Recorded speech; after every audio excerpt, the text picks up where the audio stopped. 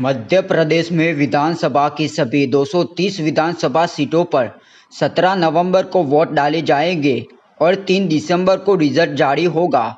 इस बीच बसपा ने अपने उम्मीदवारों की 7वीं लिस्ट जारी कर दी है।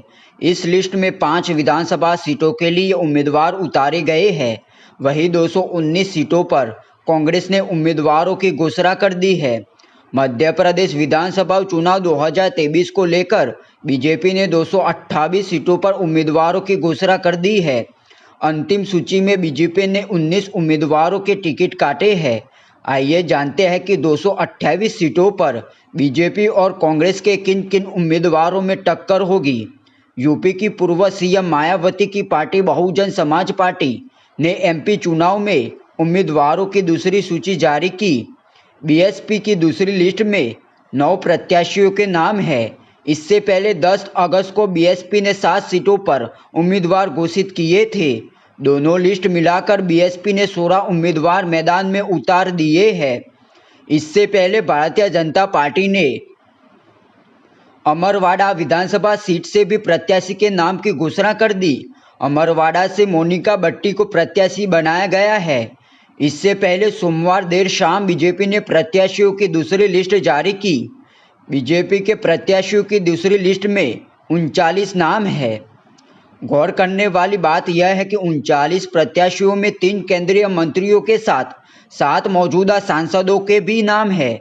बीजेपी के 39 प्रत्याशियों की लिस्ट में केंद्रीय कृषि मंत्री नरेंद्र सिंह तोमर, प्रहलाद पटेल, फग्गन सिंह कुलस्ते, प्रदेश अध्यक्ष राकेश सिंह जैसे दिग्गजों के भी नाम है।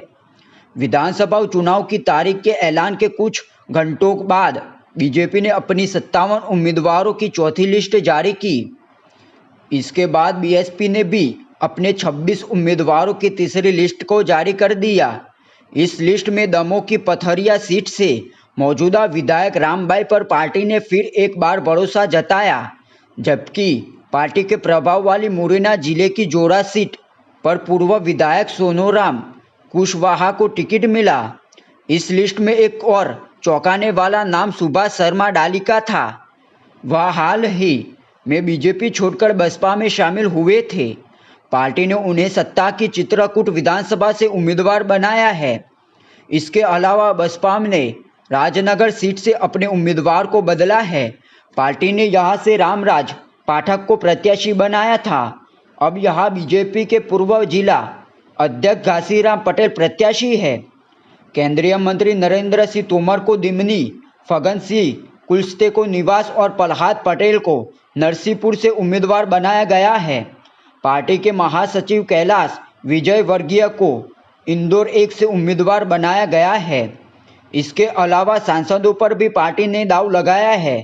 सांसद रीति पाठक को सीधी, राकेश सिंह को जबलपुर पश्चिम, उदय प्रताप सिंह को गाडरवाड़ा और गणेश सिंह को सतनाक से उम्मीदवार बनाया गया है। इसके अलावा डमरा से इमरती देवी, सेवठा से प्रदीप अग्रवाल, करेरा से रमेश खटीक, राघोगढ़ से हिरेंद्र सिंह बंटी बना, देवरी से ब्रुज बिहारी पटेरिया, राजनगर से अरविंद पटेरिया मैदान में है। दुर्गालाल विजय को शिवपुर, रघुराज कंसाना को मुरैना, अमरीश शर्मा गुड़ को लहार, मोहन सिंह राठौर को भीतरवार, श्रीकांत चतुर्वेदी को मेहर, विश्वामित्र पाठक को सिहवल, दिलीप जायसवाल को कोतमा, पकच टेकाम को डिंडोरी से उम्मीदवार बनाया गया है।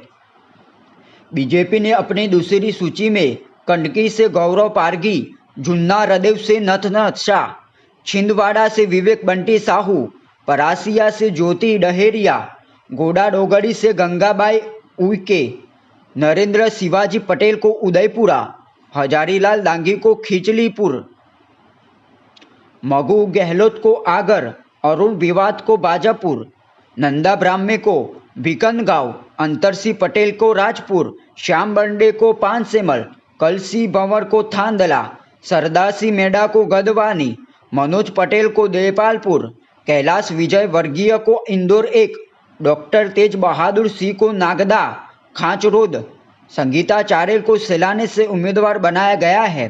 इससे पहले भाजपा ने पहली सूची में भी 39 उम्मीदवारों के नाम घोषित कर चुकी है। इससे पहले आम आदमी पार्टी ने मध्य प्रदेश विधानसभा चुनाव के लिए अपने 10 प्रत्याशियों की घोषणा कर दी। आपके प्रत्याशियों की पहली सूची में संजन सिंह परमार, डॉक्टर रविकांत त्रिवेदी, संजय दुबे, सुरेंद्र सिंह तोमर, रमेश उपाध्याय, कोमल डामोर, सरिता पांडे, IS मौर्य, अनेंद्र गोविंद मिश्रा राजन और रामजी पटेल को उम्मीदवार बनाया गया है।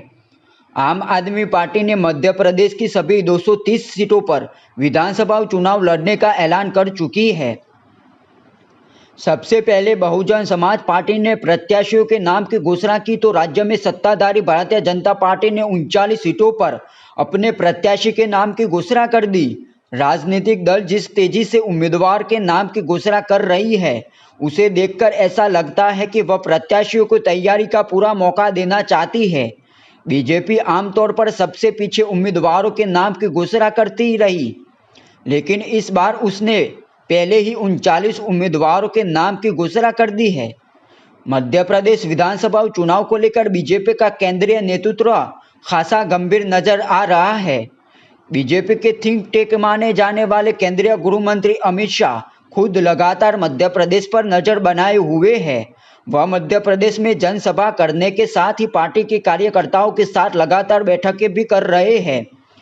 इससे पहले भारतीय जनता पार्टी की केंद्रीय चुनाव समिति की बैठक की थी, जिसमें मध्य प्रदेश और छत्तीसगढ़ में आगामी विधानसभा चुनाव की तैयारियों और भावी रणनीति पर चर्चा की गई।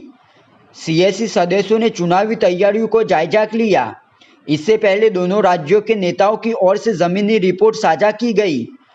पार्टी उन सीटों पर ध्यान केंद्रित कर रही है जहां उसे एक मजबूत विपक्ष का सामना करना पड़ रहा है, लेकिन उसका मानना है कि वह मजबूत उम्मीदवारों के चयन सहित कुशल रणनीति के साथ बाजी अपने पक्ष में बदल सकती है। बैठक में प्रधानमंत्री नरेंद्र मोदी के अलावा पार्टी अध्यक्ष JP नड्डा और केंद्रीय मंत्री राजनाथ सिंह तथा अमित शाह सहित CSC के अन्य सदस्य मौजूद थे। मध्य प्रदेश के मुख्यमंत्री शिवराज सिंह चौहान और छत्तीसगढ़ के पूर्व मुख्यमंत्री रमन सिंह के अलावा दोनों राज्यों के संगठन से जुड़े कुछ प्रमुख नेता भी बैठक में शामिल हुए। इसी तरह से CSC बैठक अन्य राज्यों के लिए भी आयोजित की जा सकती है। CSC की बैठक आयोजित करने का पार्टी का निर्णय आमतौर पर चुनाव की तारीखों की घोषणा के बाद ही होता है। अभी इस बैठक का आयोजन इस बात को रेखांकित करता है कि 5 राज्यों के चुनाव भाजपा के लिए कितना महत्व रखते हैं।